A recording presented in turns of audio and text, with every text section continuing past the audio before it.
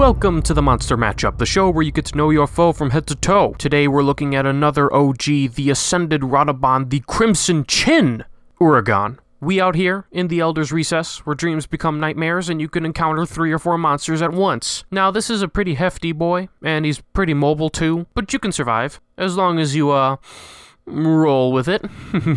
3, 2, 1, begin!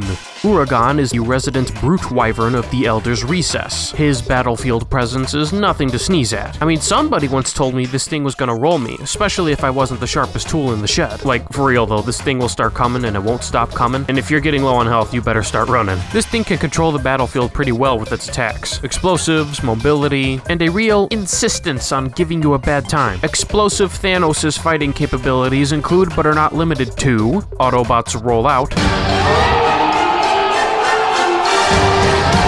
consecutive chin slams, ultimate chin slam, the same sleeping ass, that rattle body. Also, flaming hot Cheeto fart. Gon is a mad lad when it comes to the offense, because not only can it roll around you practically in circles, it leaves a mess of bombs everywhere too. These things will detonate eventually, or when they are hit / shook by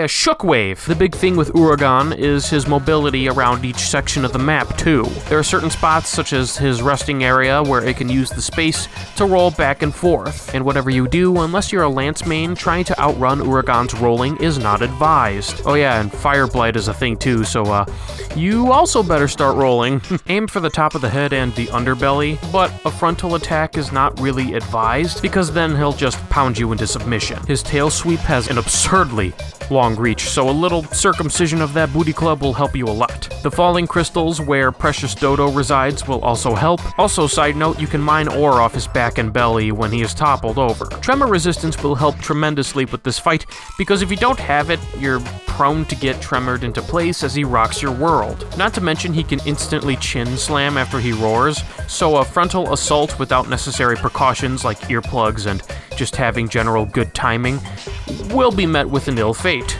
as is with many monsters. Despite exploding rocks though, Blast Blight isn't really a thing with him, surprisingly. But plenty of fire though, plenty of fire. Weak points. The top area of the head, not the chin, and the underbelly are weak points, with the top head and back being breakable, and the tip of that fat tail being severable. If you give him the thunder from down under, you'll be okay. Just don't use actual thunder, because as you can see from the element weaknesses, thunder damage is going to be boo-boo. Fire damage.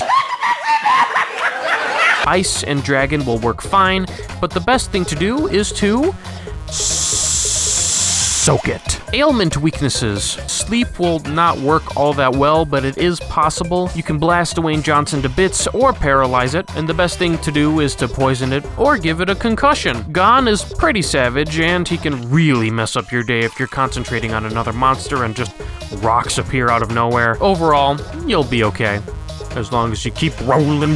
Final verdict? Gather the Tremor Immunity Stones. Next time. This thing is restricted to like one corner of the map, and I fought it like 2 times, but here we go, Fishy Fishy Fire Edition!